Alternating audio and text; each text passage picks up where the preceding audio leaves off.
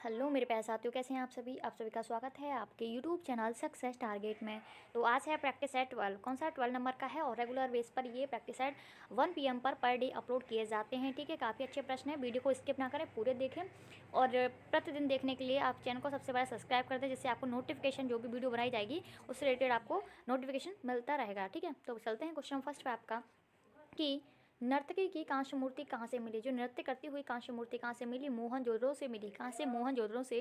और मोहनजोदड़ो की खोज 1922 में की गई। किसने की थी? राखालदास बनर्जी ने की थी। नेक्स्ट है आपका कि सिंधु सभ्यता की सबसे बड़ी इमारत कौन सी है? तो सिंधु सभ्यता की सबसे बड़ी इमारत है मोहनजोदड़ो से प्राप्त अन्नागार। ठीक है, अन्नागार सिंधु सभ्यता की सबसे बड़ी इमारत है। नेक्स्ट आपका कि पुराणों के रचयिता कौन है? तो पुराणों के रचयिता हैं लोमहर्ष और उनके पुत्र उग्रश्रवा। कौन है? पुराणों के रचयिता हैं लोमहर्ष और उनके पुत्र उग्रश्रवा। पुराण कितने हैं? पुराणों की संख्या 18 है। ठीक है, उपनिषदों की संख्या होती है 108 होते हैं, जिसमें से जो मान्य रूप से, जो प्रमाणिक रूप से जो अभी भी हैं वो हैं 13। ठीक है, उपनिषद।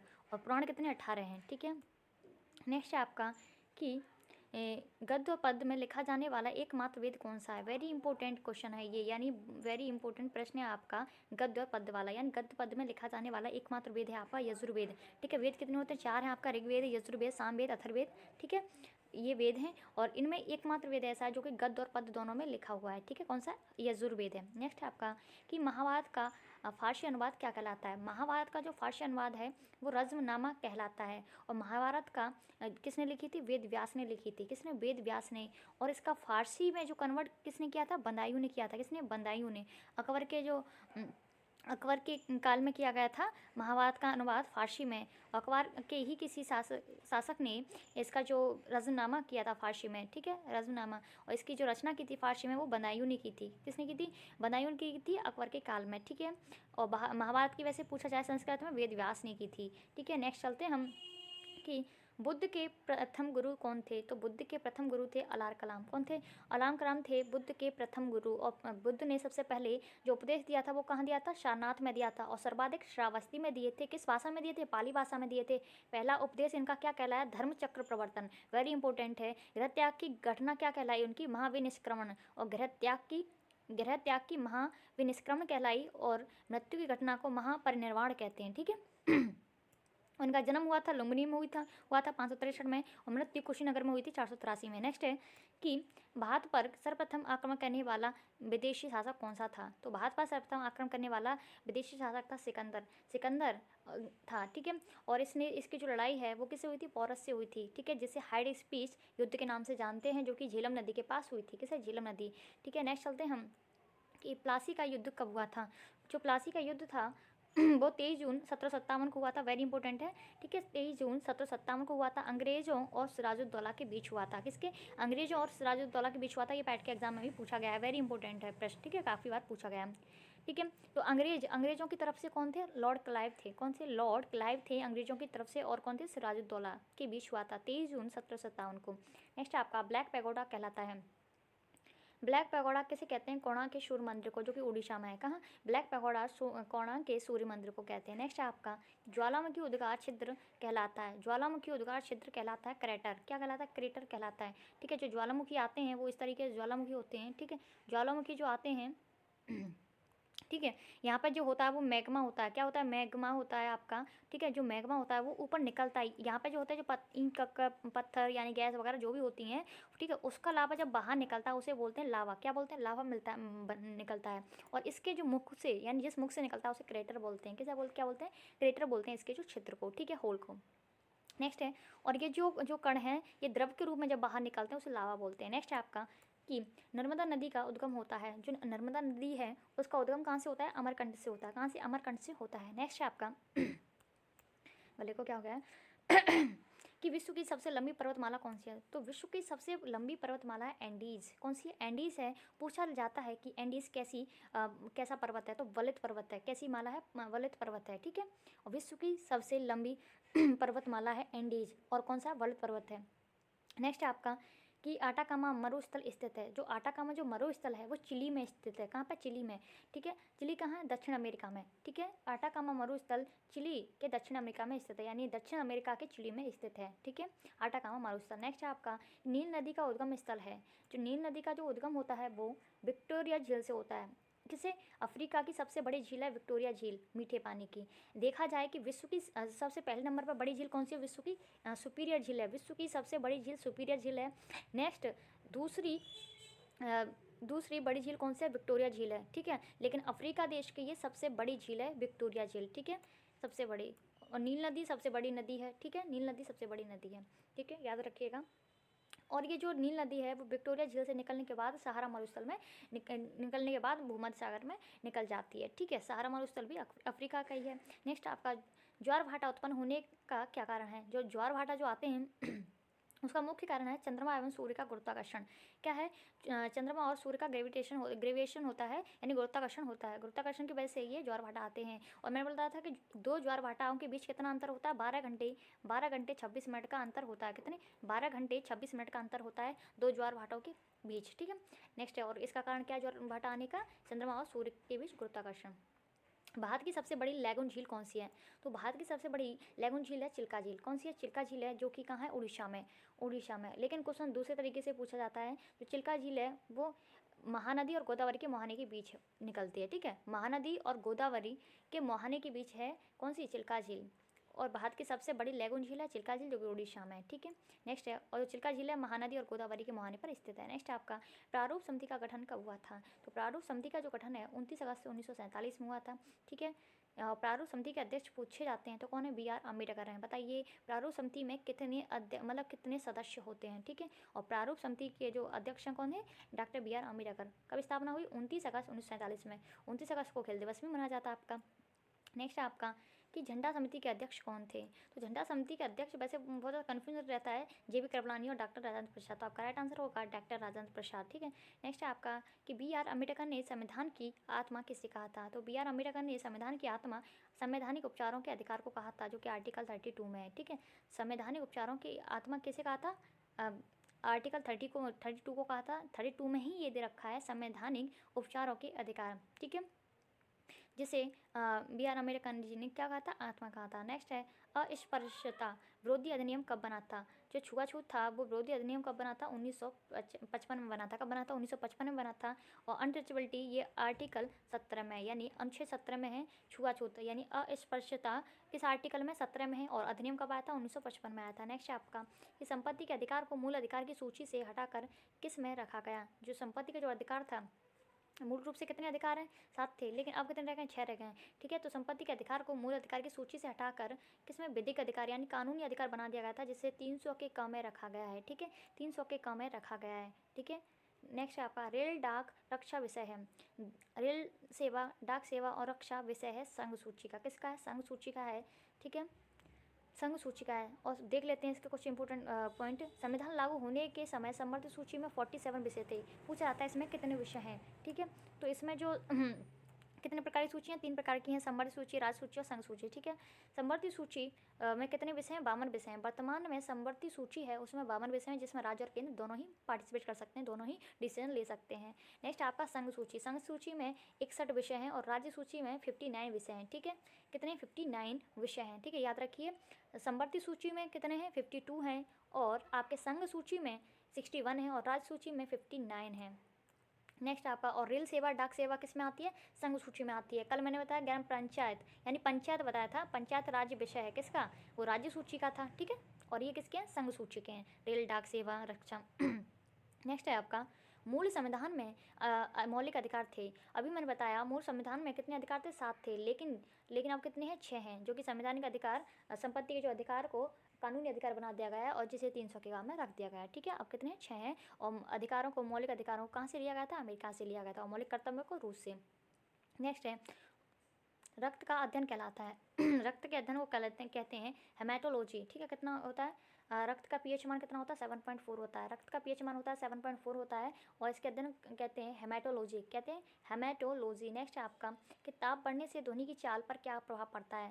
ताप बढ़ने से यानी टेम्परेचर जब बढ़ता है तो जो ध्वनि होती है, जो साउंड होता है, उसकी जो चाल में क्या होती है? वृद्धि होती है, यानी बढ़ती है। ठीक है।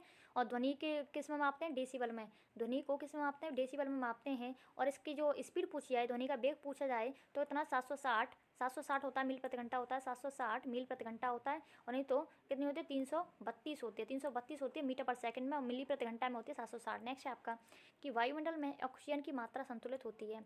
वायुमंडल में ऑक्सीजन की मात्रा संतुलित होती है प्रकाश संश्लेषण द्वारा। किसके द्वारा?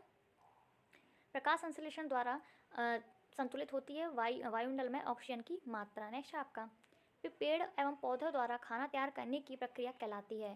पेड़ पौधों द्वारा खाना तैयार करने की प्रक्रिया कहते हैं प्रकाश संश्लेषण या फोटोसिंथेसिस। क्या बोलते हैं? फोटोसिंथेसिस बोलते हैं।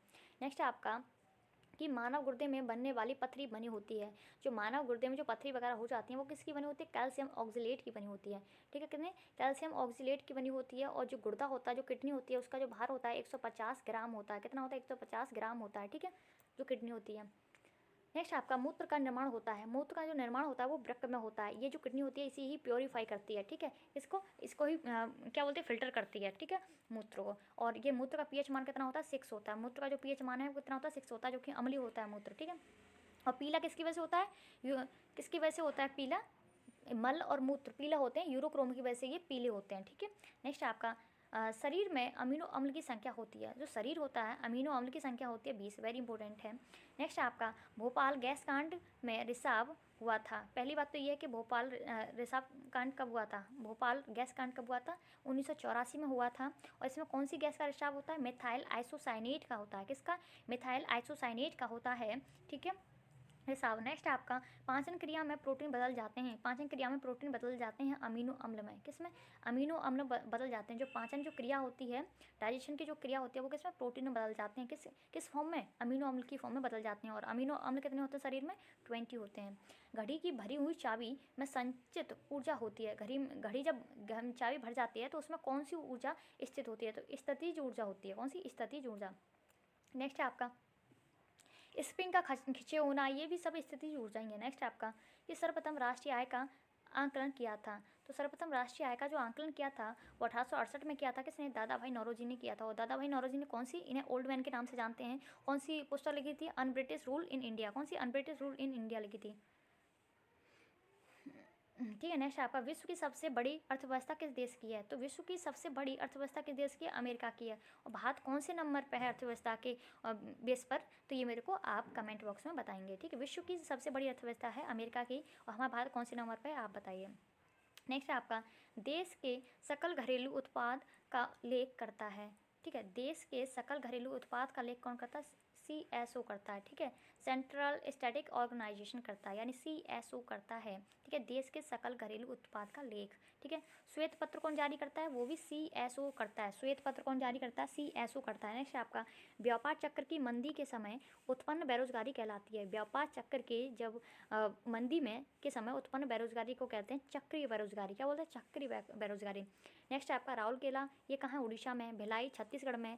और दुर्गापुर ये पश्चिम बंगाल। इस्पात कारखाना की स्थापना की गई थी दूसरी पंचवर्षीय योजना में। ठीक है, क्वेश्चन इस तरीके से पूछा जाता है, राउरकेला, भिलाई, दुर्गापुर इस्पात कारखानों की स्थापना कब की गई, कौन सी पंचवर्षीय योजना में की गई थी? तो आपका राइट आंसर हो जाएगा दूसरी पंचवर्षीय योजना में की गई थी। और दूसरी पंचवर्षीय योजना किस मॉडल पर आधारित है? PC महालनोबिस मॉडल पर आधारित है। और पहली हैरो डोमर मॉडल पर आधारित थी। ठीक है, और पहली जो पंचवर्षीय योजना थी उसमें किस पर बल दिया गया था? कृषि पर बल दिया गया था। लेकिन दूसरी पंचवर्षीय जो योजना है उसमें भारी उद्योगों पर बल दिया गया था। जो राउरकेला, ये कब क्या हैंगे? उद्योग ही हैं। ठीक है, ठीक है, तो बाहरी उद्योगों पर ही बल दिया गया था दूसरी यानी कारखानों और भारी उद्योगों पर बल दिया गया था दूसरी पंचवर्षीय योजना में। तो ये वही है। ठीक है, नेक्स्ट आपका कानूनी मुद्रा को कहा जाता है। जो कानूनी लीगल जो मुद्रा होती है उसे क्या कहा जाता है? फ्लैट कहा जाता है। क्या बोला था? फ्लैट कहा जाता है। सबसे पहले 14 बड़े व्यापारी बैंकों का राष्ट्रीयकरण किया गया था। तो इंदिरा गांधी की सरकार थी तब 19 जुलाई 1969 में 14 बड़े व्यापारी बैंकों का राष्ट्रीयकरण किया गया था। ठीक है, नेक्स्ट है आपका कि CPU और मेन मेमोरी। ठीक है, CPU और सेंट्रल प्रोसेसिंग यूनिट। ठीक है, CPU और जो मेन मेमोरी होती है की गति को एक समान रखने के लिए उपयोग किया जाता है कैश मेमोरी का। किसका? कैश मेमोरी का उपयोग किया जाता है CPU और मेन मेमोरी की गति को यानी स्पीड को सेम रखने के लिए। कल मैंने जो HTML की फुल फॉर्म बता दी थी वो और लिखा HTTP था। ठीक है, तो सॉरी उसके लिए हो जाता है क्योंकि कंसंट्रेट इस पर रहता है, क्वेश्चन टाइप की होते हैं ना उसमें, तो लगता है कि सही किए। नेक्स्ट है आपका कि विश्व का सबसे बड़ा कंप्यूटर नेटवर्क है। तो विश्व का सबसे बड़ा कंप्यूटर नेटवर्क है, ये वेरी इंपॉर्टेंट है, ये पूछा जाता है। विश्व का सबसे बड़ा कंप्यूटर नेटवर्क है तो क्या है, इंटरनेट ही है इसके माध्यम से, ठीक है। नेक्स्ट आपका डब्ल्यू का पूर्ण रूप है। तो डब्ल्यू का पूर्ण रूप है आपका वर्ल्ड वाइड एरिया। क्या है, वर्ल्ड वाइड एरिया है। नेक्स्ट आपका कंप्यूटर का आईसी चिप बना होता है। जो कंप्यूटर का जो आईसी चिप होता है वो किसका बना होता है, सिलिकॉन का बना होता है कंप्यूटर का आईसी चिप। लेकिन आपसे मैंने कल बताया था सिलिकॉन वैली कहाँ स्थित है, बेंगलोर में स्थित है। कहाँ स्थित है, बेंगलोर में स्थित है आपकी सिलिकॉन वैली। नेक्स्ट है आपका कि राजीव गांधी खेल रत्न पुरस्कार का नाम बदलकर क्या कर दिया गया है। तो राजीव गांधी खेल रत्न पुरस्कार का नाम बदलकर मेजर ध्यानचंद खेल रत्न पुरस्कार कर दिया गया है। क्या कर दिया, मेजर ध्यानचंद कर दिया गया है, ठीक है। और अभी जो राजीव गांधी खेल रत्न पुरस्कार है 2020 में कितने लोगों को मिला था, 5 लोगों को मिला गया था। रानी रामपाल ये वगैरह मैं बाद में बताऊँगी ये सब, ठीक है। कितने लोगों को, 5 लोगों को दिया गया था, ये ध्यान रख लिए। और इसकी राशि कितनी हो गई है, 25, कितनी होगी है बताइए मेरे को कमेंट बॉक्स में बताइए इसका आंसर, ठीक है। जो आपकी जो राजीव गांधी खेल रत्न की जो राशि है यानी कितनी हो गई है। नेक्स्ट आपका कि वैश्विक नवाचार सूचकांक 2021 में भारत का कौन सा स्थान है, ठीक है। वैश्विक नवाचार सूचकांक 2021 में भारत का कौन सा स्थान है, तो 46वां है, ठीक है। वैश्विक नवाचार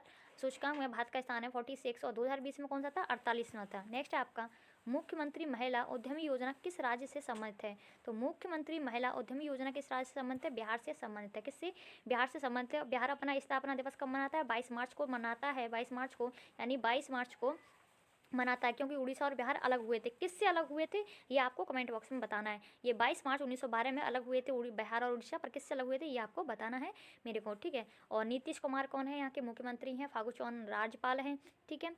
नेक्स्ट चलते हैं हम कि यहाँ की जो योजना है कुछ देख लेते हैं, कौन कौन सी योजना है। मुख्यमंत्री महिला उद्यमी योजना पूछा जाता है कभी कभी कि इसमें ये किससे संबंधित है। तो महिलाओं को नया रोजगार शुरू करने के लिए 10 लाख रुपए की राशि प्रदान करना, ये मुख्यमंत्री महिला उद्यमी योजना में आता है, ठीक है। महिलाओं को नया रोजगार शुरू करने के लिए 10 लाख रुपए की राशि देना, ठीक है। नेक्स्ट है आपका जल जीवन हरियाली अभियान।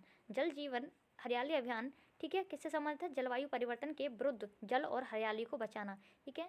इसे समझ में ये आ ही रहा होगा, जल जीवन हरियाली अभियान यानी जलवायु परिवर्तन के विरुद्ध जल और हरियाली को बचाना, ये किसकी योजना है, बिहार की। नेक्स्ट आपकी मुख्यमंत्री वृद्धजन पेंशन योजना। मुख्यमंत्री वृद्धजन पेंशन योजना जो कि 60 से 79 तक है। 79 वर्ष के आयु वर्ग के सभी व्यक्तियों को 400 रुपये मासिक पेंशन देना, ठीक है। मुख्यमंत्री वृद्धजन योजना में 400 रुपये मासिक मिलेंगे यानी मंथ में। नेक्स्ट आपका मालदीव में फंसे भारतीयों को वापस लाने के लिए भारतीय नौसेना ने कौन सा ऑपरेशन चलाया, ठीक है।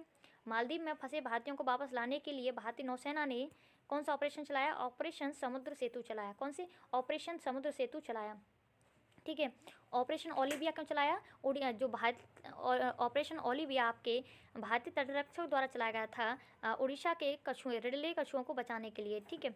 इस तरीके याद रखिए, ठीक है। अगर आज थोड़ा क्वेश्चन ऐसे हो गए हैं ज़्यादा पास, ठीक है, तो कल से ध्यान रखा जाएगा। तो ऐसी वीडियो देखने के लिए सबसे पहले वीडियो को लाइक कर दें, सब्सक्राइब करें, बेल आइकन पर क्लिक करें, जैसे आपको नोटिफिकेशन अप टू डेट मिलता रहे। तो ठीक है, मिलते हैं नेक्स्ट वीडियो में। Thank you, wish all the best.